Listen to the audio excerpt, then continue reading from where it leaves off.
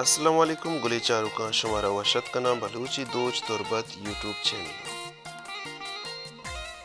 मरूची शोकीन गoshan चांप वाला शुमारा पेश दारा बेचारे वीडियो मुकम्मल बाज goshan अलग अलग चांप घूमा